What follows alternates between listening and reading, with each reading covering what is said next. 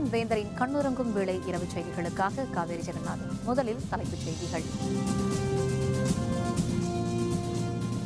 சட்டப்பேரவை உரிமைக்குழு அறிக்கையில் கருணாநிதிக்கு கண்டனம். எதிர்ப்பு தெரிவித்த திமுகவினர் வெளியேற்றம்.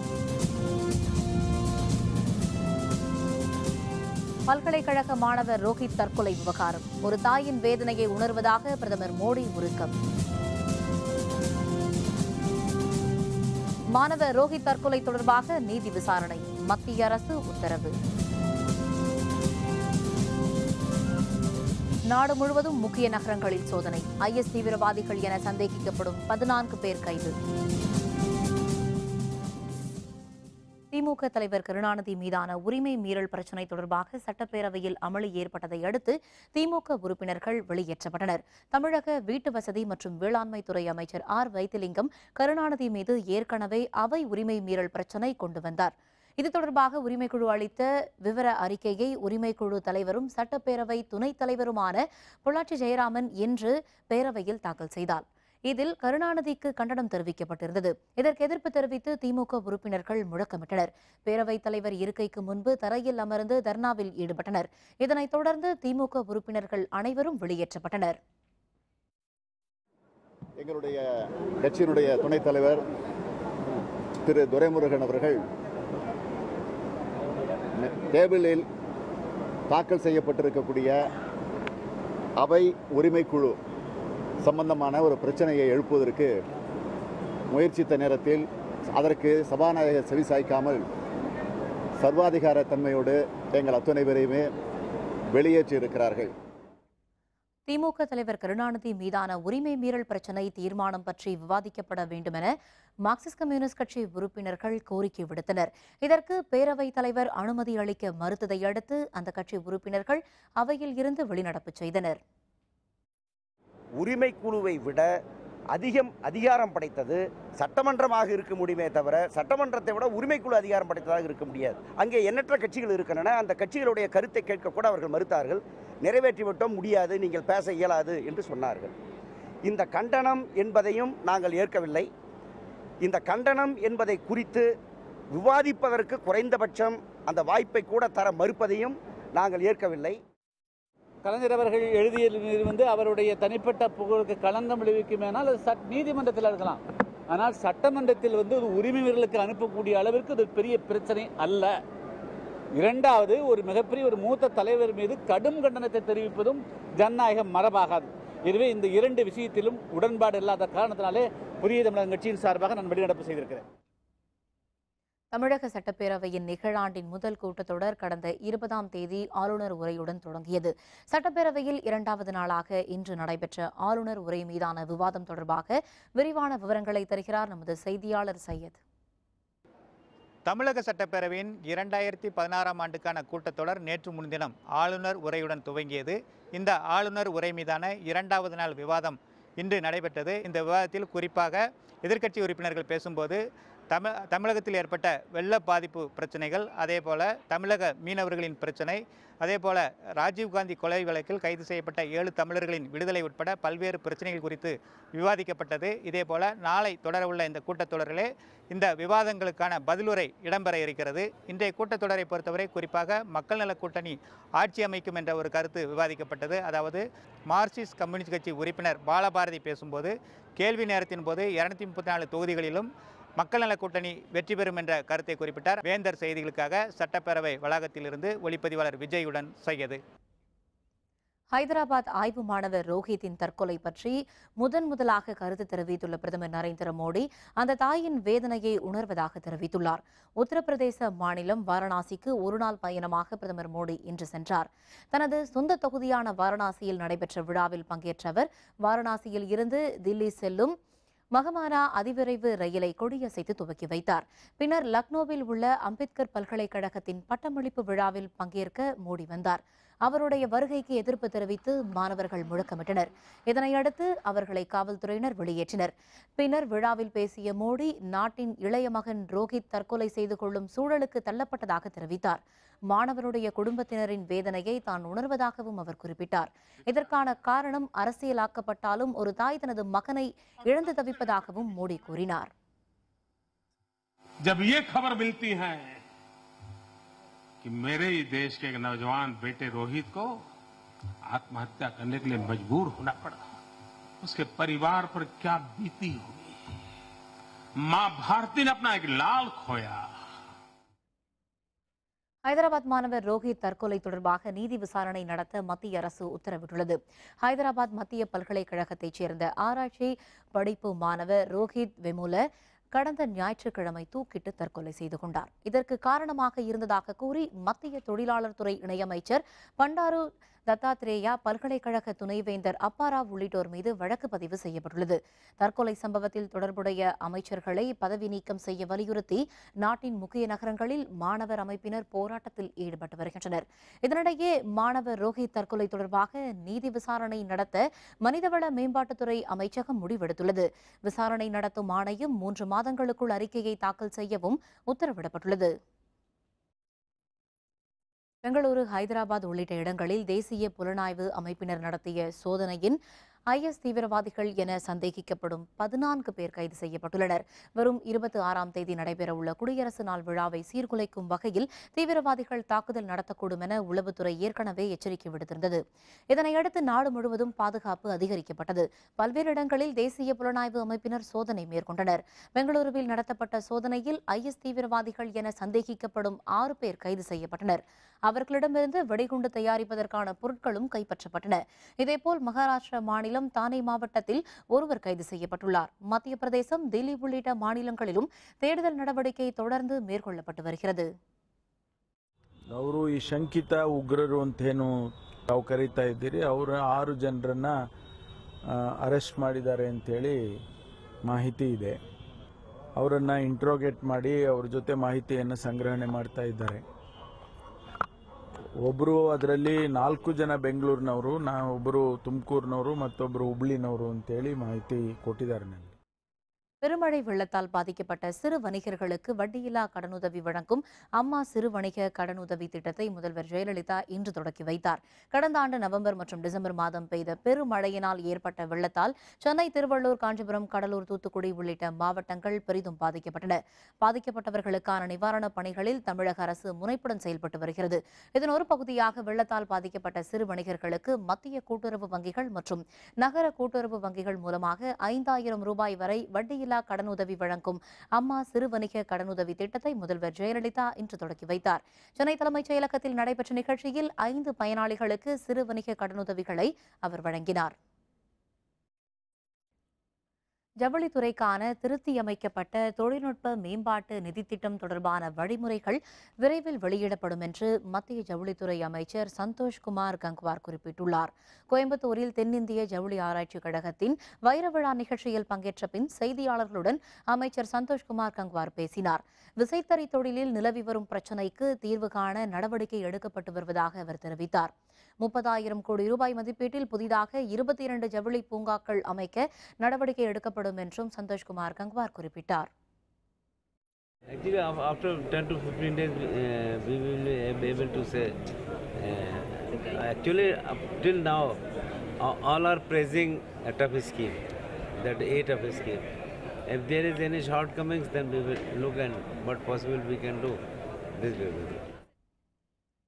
இலங்கை தமிழர் பிரச்சினை மற்றும் ஜல்லிக்கட்டு விவகாரத்தில் தமிழர்களை மத்திய அரசு வஞ்சித்து விட்டதாக மதிமுக பொதுச் செயலர் வைகோ தெரிவித்துள்ளார். திருநெல்வேலி மாவட்டத்தில் பல்வேறு நிகழ்ச்சியில் பங்கேற்க வைகோ பின்னர் செய்தியாளர்களுடன் பேசுகையில் மக்கள் நல கூட்டணி சார்பில் வரும் 26ஆம் தேதி மதுரையில் நடைபெறும் மாநாடு மக்கள் மத்தியில் மிகப்பெரிய மாற்றத்தை ஏற்படுத்தும் என்று குறிப்பிட்டார். தமிழகத்தில் மதுவிலக்கை அமல்படுத்த முடியாது என்று அறிவித்ததற்கு கண்டனம் தெரிவித்த வைகோ மணல் கொள்ளையை திமுக மற்றும் மதிமுக போன்ற கட்சிகள் ஊக்குவித்ததாகவும் குற்றம் சாட்டினார். மத்திய வஞ்சிக்கிறது, மீனவர் பிரச்சனையில் வஞ்சகம் செய்கிறது, துரோகம் செய்கிறது மத்திய சர்க்கார் தொடர்ந்து. ஐக்கிய முற்போக்கு கூட்டணி அரசு செய்ததைத்தான் இங்கே பிஜேபி தலைமையிலான தேசிய ஜனநாயக கூட்டணி அரசும் அதே துரோகத்தை தான் செய்கிறது, தமிழகத்தை வஞ்சிக்கிறது. ஜல்லிக்கட்டு பிரச்சனையிலும் முன்னே அரசும் வஞ்சித்தது, இந்த அரசும் வஞ்சிக்கிறது. ஜெயலலிதா விடுதலையை எதிர்த்து திமுக பொதுச் செயலர் அன்பழகன் தரப்பிலும் உச்சநீதிமன்றத்தில் பதில் மனு தாக்கல் செய்யப்பட்டுள்ளது. கர்நாடக மற்றும் திமுக சார்பில் உச்சநீதிமன்றத்தில் தாக்கல் செய்யப்பட்டுள்ள மனுக்களுக்கு பதிலளிக்கும் வகையில் ஜெயலலிதா உள்ளிட்டோர் சார்பில் மனுக்கள் தாக்கல் செய்யப்பட்டன. இந்த வழக்கில் ஒவ்வொரு தரப்பும் தங்களுடைய தரப்பு நியாயத்தின் முக்கிய அம்சங்களை எழுத்து வடிவில் அளிக்க உச்சநீதிமன்றம் அறிவுறுத்தியிருந்தது. இதனையடுத்து கர்நாடக அரசு சுப்பிரமணியன் சுவாமி மற்றும் ஜெயலலிதா தரப்பில் பதில் மனு தாக்கல் செய்யப்பட்டது. திமுக பொதுச் செயலர் அன்பழகன் தரப்பில் தாக்கல் செய்த மனுவில் வழக்கு தொடர்பாக 25 அம்சங்கள் குறித்து விசாரிக்க வேண்டும் என்று கூறப்பட்டுள்ளது. இந்த மனுக்கள் மீதான விசாரணை வரும் 2ஆம் தேதி தொடங்குகிறது. கேரள மாநிலம் கொச்சியில் எர்ணாகுளத்தப்பன் கோவில் திருவிழாவை ஒட்டி நடைபெற்ற அலங்கரிக்கப்பட்ட யானைகள் ஊர்வலத்தை ஏராளமானோர் கண்டு ரசித்தனர். கொச்சியில் எர்ணாகுளத்தப்பன் கோவில் திருவிழா கடந்த வாரம் தொடங்கியது. 7வது நாளான பகல்பூரத்தன்று அலங்கரிக்கப்பட்ட 13 யானைகள் செண்டை மேளம் முழங்க நகரின் முக்கிய பகுதிகளில் ஊர்வலமாக வந்தன. இந்து கடவுள்களைப் போன்று வேடமணிந்த பலரும் இதில் பங்கேற்றனர். இதனை ஆயிரக்கணக்கான பக்தர்கள் கண்டு ரசித்தனர்.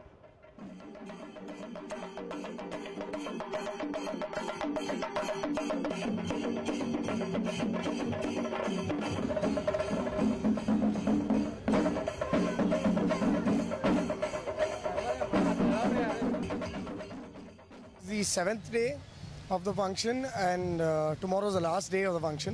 So today is called the Pagalpuram. We have a row of 13 elephants arranged with all decorative ornaments on them. நீர்வழித்தடங்கள் ஆக்கிரமிப்புக்கு திராவிட கட்சிகளே காரணம். அன்புமணி ராமதாஸ் குற்றச்சாட்டு. விவரம் விளம்பர இடைவேளைக்கு பிறகு.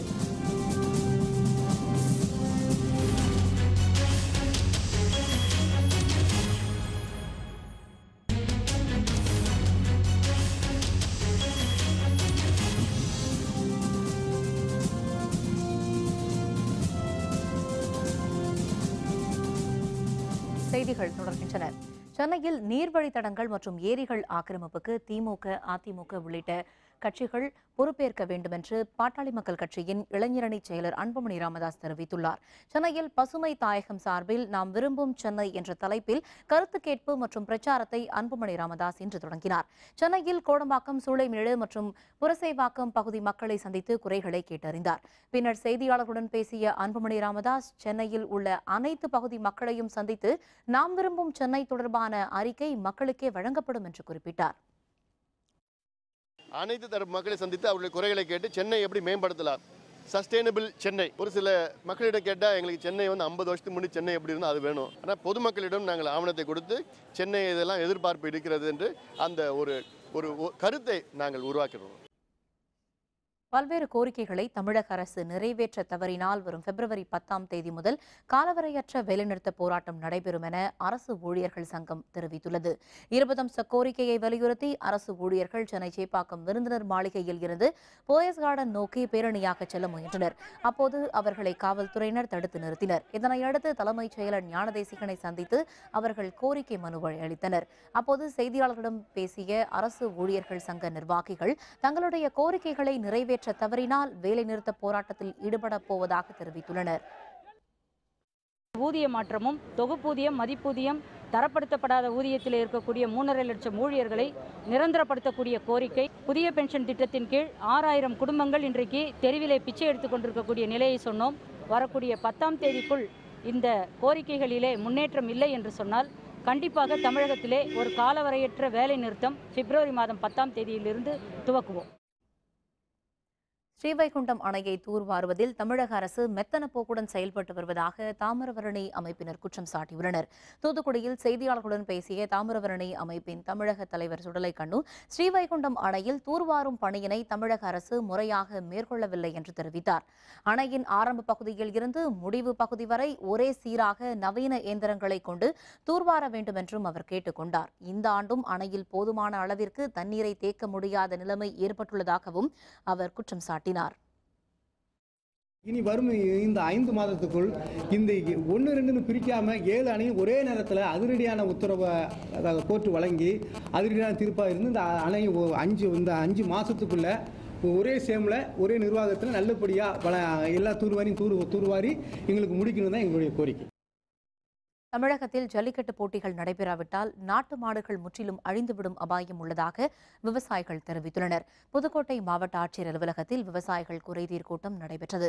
அப்போது பேசிய விவசாயிகள் புதுக்கோட்டை மாவட்டத்தை வறட்சி மாவட்டமாக அறிவித்து நிவாரண உதவி வழங்க வேண்டும் என்று தெரிவித்தனர்.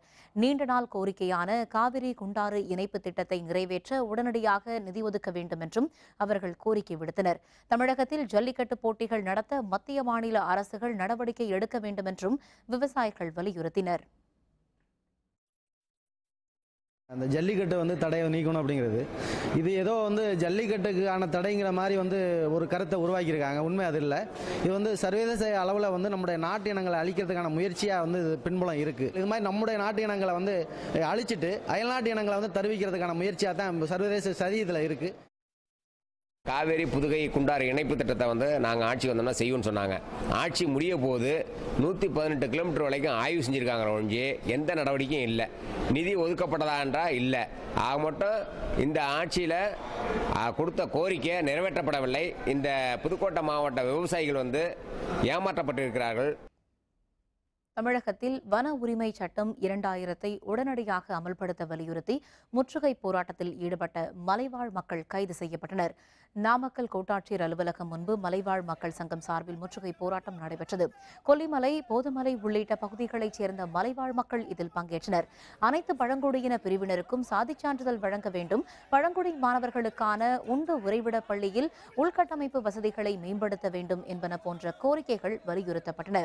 பின்னர் சாலை மறியலில் ஈடுபட்ட மலைவாழ் மக்களை காவல்துறையினர் கைது செய்தனர். வன உரிமை சட்டம் பாதுகாக்கணும், ஜாதி சான்றிதழ் வழங்கணும், இருக்கக்கூடிய இடத்துக்கு பட்டா கொடுக்கணும். இதுதாங்க எங்க கோரிக்கை. மக்களுக்கான கோரிக்கைக்காக போராடக்கூடிய தலைவர்களை அவை பேச வேண்டிய அவசியம் இந்த போலீஸ்க்கு இல்லை. இதேபோல் தருமபுரி மாவட்டம் அரூர் வருவாய் கோட்டாட்சியர் அலுவலகம் முன்பு பல்வேறு கோரிக்கைகளை வலியுறுத்தி முற்றுகை போராட்டத்தில் ஈடுபட்ட 17 பெண்கள் உட்பட 51 பேரை காவல்துறையினர் கைது செய்தனர். தமிழகத்தில் வன உரிமை சட்டத்தை அமல்படுத்த கோரி கோபிச்செட்டிப்பாளையம் பேருந்து நிலையத்தில் இருந்து ஊர்வலமாக சென்று சார் ஆட்சியர் அலுவலகத்தை முற்றுகையிட முயன்ற தமிழ்நாடு மலைவாழ் மக்கள் சங்கத்தைச் சேர்ந்த 150க்கும் அதிகமானோர் கைது செய்யப்பட்டனர்.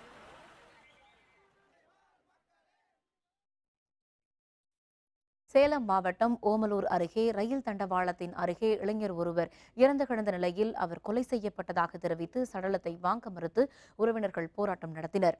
ஓமலூர் அருகே உள்ள கோமாளியூரைச் சேர்ந்த சையத் இம்தியாஸ் என்பவர் ஆட்டோ ஓட்டி வந்தார். நேற்று முன்தினம் இரவு யாரோ தொலைபேசியில் அழைத்ததைத் தொடர்ந்து வீட்டை விட்டு சென்றவர் திரும்பி வரவில்லை.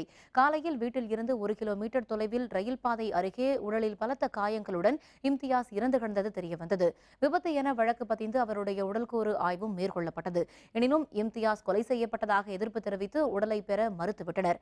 சேலம் அரசு மருத்துவமனையில் உடல் வைக்கப்பட்டுள்ள நிலையில் வீடியோ பதிவுடன் மறு உடல்கூறு ஆய்வு மேற்கொள்ள வேண்டும் என்று ஆட்சியர் அலுவலகத்தில் மனு அளித்து முற்றுகையிலும் ஈடுபட்டனர்.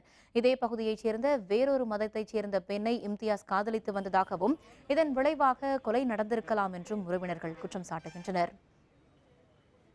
இது தொடர்பாக புகார் அளிக்க சென்றபோது காவல்துறையினருக்கும் போராட்டத்தில் ஈடுபட்டவர்களுக்கும் இடையே வாக்குவாதம் ஏற்பட்டது. இதனைத் தொடர்ந்து மாவட்ட ஆட்சியர் அலுவலகத்திலும் ரயில்வே காவல்துறை கண்காணிப்பாளரிடமும் புகார் அளிக்கப்பட்டது. புகாரை பெற்றுக்கொண்ட ரயில்வே காவல்துறை கண்காணிப்பாளர் விஜயகுமார் சேலம் மாவட்ட காவல்துறை கண்காணிப்பாளர் சுப்புலட்சுமியுடன் ஆலோசனை மேற்கொண்டார். எங்க பையனுக்கு நாங்க பார்க்கும்போது 2 முழங்காலையும் அடிச்சிருக்கிறாங்க. இதுல வெட்டுப்பட்டு இந்த கடையில குத்தி இருந்ததுங்க. இந்த கையை அப்படியே திருப்பி ஒடிச்சு விட்டுருக்குறாங்க. அப்படி இந்த கால் இது பண்ணு ரயில் எல்லாம் கொஞ்சம் கூட இது மாட்டி ரயில் எல்லாம் இது செஞ்சதே கிடையாதுங்க. அடிச்சு கொஞ்சம் டாக்டர்ல போட்டு போயிட்டாங்க. அந்த பொண்ணு வீட்டு அரசு வீட்டு மேல தாங்க சந்தேகம் இருக்கு. வேற யார் வீட்டு மேல சந்தேகம் இல்லைங்க. விழுப்புரம் நகரில் அடுத்தடுத்து 3 இடங்களில் நாட்டு வெடிகுண்டுகள் வீசப்பட்டதில் பேருந்து உள்ளிட்ட வாகனங்கள் சேதமடைந்ததால் அங்கு பதற்றம் நிலவியது. விழுப்புரம் புதுச்சேரி சாலையில் இன்று காலை இருசக்கர வாகனத்தில் சென்ற 2 நபர்கள் நாட்டு வெடிகுண்டுகளை தொடர்ந்து வீசினர். இதில் தனியார் பேருந்து, ஷேர் ஆட்டோ மற்றும் 2 இருசக்கர வாகனங்கள் சேதமடைந்தன. இதுகுறித்து காவல்துறையினர் நடத்திய விசாரணையில் தமிழக வாழ்வுரிமை கட்சி பிரமுகரான ஆறுமுகம் என்பவரை கொலை செய்ய முயன்றதாக அடையாளம் தெரியாத நபர்கள் இருவரும் குண்டுகளை வீசியிருக்கலாம் என்று தெரியவந்தது. வெடிகுண்டு வீசப்பட்டதற்கான காரணம் குறித்து காவல்துறையினர் தொடர்ந்து விசாரணை நடத்தி வருகின்றனர். பாண்டிச்சேரி நோக்கி காரு போய்க்கு கொண்டு 3 காரு அதில் பேக்கில் இருந்து 2 பேர் அவங்கள ஏம் பண்ணி வெடிகுண்டு நாட்டு வெடிகுண்டு அடிச்சாங்க. சரியாக ஒழுவில் அவங்க கார் மேலே கீழே ரோட்லேயே வந்துச்சு 3 திங்கலாம். அவங்க அதுக்கப்புறம் போயிட்டாங்க. ரோட்டில் தான் கொஞ்சம் டேமேஜ். ஷேர் ஆட்டோ கண்ணாடி உடஞ்சிச்சு. பாரதி பாண்டிச்சேரி பஸ்ஸு கண்ணாடி உடஞ்சிச்சு. வண்டி நாங்கள் ஓட்டின ரொம்ப சவுண்டு ரொம்ப கேட்டுது. சவுண்டு கேட்டது வண்டி முதல்ல சேதாரமாகுது. சேதாரத்தை பார்த்தா நாங்கள் வண்டி எடுத்துட்டு வந்து டிரைவர் வந்து என்ன விசேஷம் இதேமாதிரி சொன்னால் இதேமாதிரி சம்பவம் இதேமாதிரி ஆகிடுது. வந்தவங்க நபர் யாரும் வந்து நாட்டு வெட்டி தூக்கி போட்டு போயிட்டாங்க. ஒரு பஸ்ஸுலையும் இதேமாதிரி தூக்கி போட்டு போயிட்டாங்க. வந்து அதை விசாரிச்சு போலீஸ் நடவடிக்கை. நீலகிரி மாவட்டத்தில் இன்று அதிகாலை முதல் கடும் மேகமூட்டத்துடன் மழை பெய்து வருவதால் மக்களின் இயல்பு வாழ்க்கை பாதிக்கப்பட்டுள்ளது. நீலகிரி மாவட்டத்தில் வடகிழக்கு பருவமழையும் அதைத் தொடர்ந்து பனிப்பொழிவும் ஏற்பட்டு முடிந்த நிலையில் இன்று அதிகாலை முதல் மீண்டும் கடும் மேகமூட்டத்துடன் மழை பெய்தது. உதகை, கோத்தகிரி, மஞ்சூர், குன்னூர் போன்ற பகுதிகளில் பரவலாக மழை பெய்தது. இதனால் நகர் முழுவதும் பகல் பொழுதிலேயே இருள் சூழ்ந்து காணப்பட்டதால் வாகன ஓட்டிகள் முகப்பு விளக்குகளை ஒளிரவிட்டபடி சென்றனர். பனிமூட்டம் மட்டுமே காணப்படும் ஜனவரி மாதத்தில் மழையும் பெய்வது தங்களை அவதியில் ஆழ்த்தி உள்ளதாக குன்னூர் மக்கள் தெரிவிக்கின்றனர். அதிகாலையிலேருந்து 4 மணிக்கே மழை ஸ்டார்ட் ஆயிடுச்சு. ரொம்ப மிஸ்ட் மூடி இருக்கு. ரொம்ப குளிரும் மழையும் அதிகமாக இருக்கு. விடிகாலை 4 மணிலேருந்து இப்போ வரைக்கும் இப்படி தான் இருக்கு. நைட்டு ஒரு 3 மணிலேருந்தே பயங்கரமாக மழை அடிச்சுக்கிட்டு தான் இருக்கு. அப்போது இதை வச்சு பார்க்கும்போது இன்றைக்கி பார்த்தீங்கன்னா ஒரே மிஸ்டாக இருக்குது. வண்டி போக்குவரத்தெல்லாம் பார்த்தீங்கன்னா ஒரே லைட் போட்டுக்கிட்டு தான் போயிட்டுருக்குறாங்க. எல்லோருடைய இயல்பு வாழ்க்கை கூட ரொம்ப பாதிக்கப்பட்டிருக்கு. இதனிடையே சென்னையில் சேப்பாக்கம், திருவல்லிக்கேணி உள்ளிட்ட சில பகுதிகளில் இன்று மாலை லேசான சாரல் விழுந்தது. இதனால் போக்குவரத்து சிறிது நேரம் பாதிக்கப்பட்டது.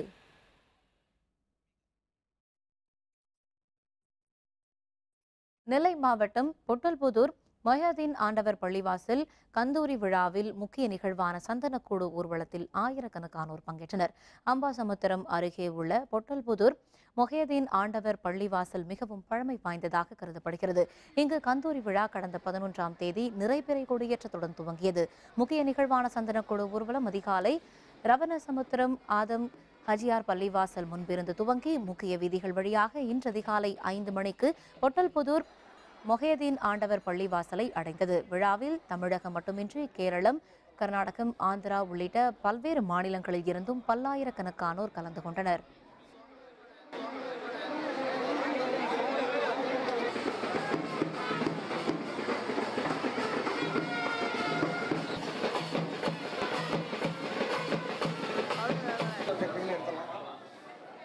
சந்தனத்தை குடத்தில் விட்டு அதை தலையில் சுமந்து வருவார்கள் சந்தன கூடோட. அப்படி வருகின்ற பொழுது அந்த சந்தனமானது பள்ளிவாசலுக்கு முன்னால் வந்தவுடன் அது பொங்கும். இந்த பொங்குகின்ற நேரத்தில் இது பெரிய நம்பிக்கையாக அனைத்து சமுதாயத்தினர் இதை கலந்து கொண்டு ஒவ்வொரு இடங்களில் நின்று பார்ப்பார்கள். நோய் பிணிகள் தீரும் என்ற ஒரு நம்பிக்கையில் எல்லாரும் வருவார்கள். ஒரே ஒரு மாணவிக்காக ஓடும் ரயில் ஜப்பானில் அதிசயம். விவரம் விளம்பர இடைவேளைக்கு பிறகு.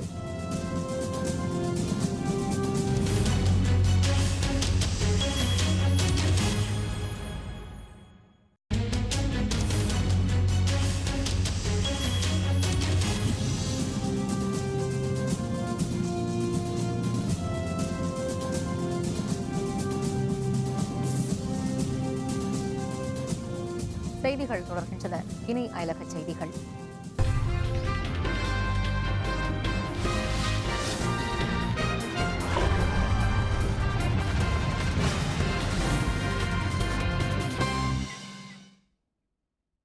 ஜப்பான் நாட்டின் ஹோக்டோ தீவில் ஒரே ஒரு இளம் மாணவிக்காக ஒரு ரயில் இயக்கப்பட்டு வருகிறது. ஜப்பான் நாட்டின் வடக்கு பகுதியில் உள்ள பனிப்படர்ந்த தீவு ஹொக்கைடோ. இங்கு சிட்ராக்கி கிராமத்தில் 18 குடும்பங்களைச் சேர்ந்த 36 பேர் மட்டுமே வாழ்ந்து வருகின்றனர். பயணிகள் மிகவும் குறைவு என்பதால் இங்கு இயங்கி வந்த ரயில் நிலையத்தையும் ரயில் சேவையையும் நிறுத்த ஜப்பான் ரயில்வே திட்டமிட்டது. ஆனால் கானாஹரடா என்ற 18 வயது சிறுமி இந்த ரயிலை பயன்படுத்தி அருகே உள்ள நகரில் உயர்நிலை பள்ளி படிப்பு படித்து வருவதால் அவர் ஒருவருக்காக மட்டும் இந்த ரயில் தற்பொழுது இயக்கப்பட்டு வருகிறது. வரும் மார்ச் மாதம் கானாஹரடாவின் பள்ளிப்படிப்பு முடியும் நிலையில் ரயில் நிலையமும் ரயில் சேவையும் நிறுத்தப்பட உள்ளன. なくなってしまうのはちょっと寂しいなっていう思いはあります。とっても感謝でいっぱいです。மியான்மர் நாட்டில் ஆங் சாங் சூகி தலைமையில் புதிய அரசு பதவியேற்க உள்ள நிலையில் அந்த நாட்டில் உள்ள அரசியல் கைதிகள் படிப்படியாக விடுவிக்கப்பட்டு வருகின்றனர். ராணுவ ஆட்சியின் கீழ் இருந்த மியான்மர் நாட்டில் கடந்த ஆண்டின் இறுதியில் முதன்முறையாக சுதந்திர தேர்தல் நடைபெற்றது.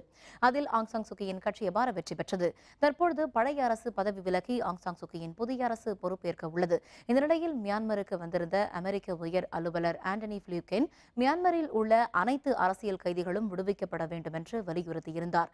அதன்படி கட்டமாக நூற்றுக்கணக்கான அரசியல் கைதிகளை விடுவிக்கும் பணி நடந்து வருகிறது. இதனிடையே மியான்மரில் சிறையில் இன்னும் ஏராளமான அரசியல் செயற்பாட்டாளர்கள், விவசாயிகள், தொழிலாளர்கள், மாணவர்கள் இருப்பதாக குற்றச்சாட்டு எழுந்துள்ளது.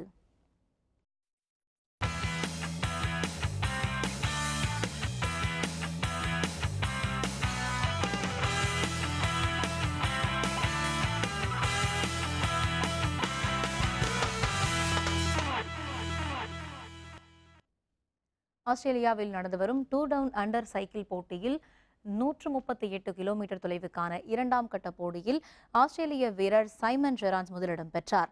நார்த் விக்டர் துறைமுகம் இடையிலான இந்த தொலைவை 3 மணி நேரம் 13.59 நொடிகளில் கடந்து அவர் ஒட்டுமொத்த முதலிடத்தையும் கைப்பற்றினார்.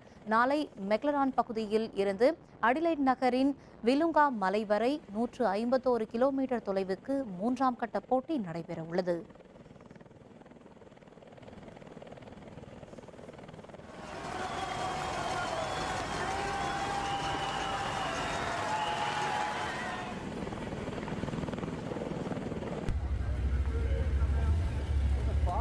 Timed it to perfection.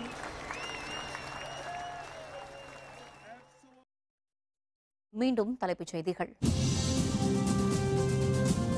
சட்டப்பேரவை உரிமைக்குழு அறிக்கையில் கருணாநிதிக்கு கண்டனம். எதிர்ப்பு தெரிவித்த திமுகவினர் வெளியேற்றம்.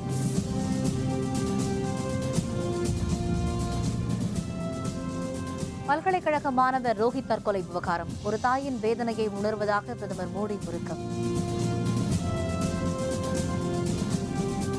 மாணவர் ரோஹித் தற்கொலை தொடர்பாக நீதி விசாரணை. மத்திய அரசு உத்தரவு. நாடு முழுவதும் முக்கிய நகரங்களில் சோதனை. IS தீவிரவாதிகள் என சந்தேகிக்கப்படும் 14 பேர் கைது. இத்துடன் வேந்தரின் கண்ணுறங்கும் வேளை இரவு செய்திகள் நிறைவடைந்தன. மீண்டும் நாளை காலை 8 மணிக்கு இளங்கதிர் காலை செய்திகளில் சந்திப்போம். வணக்கம்.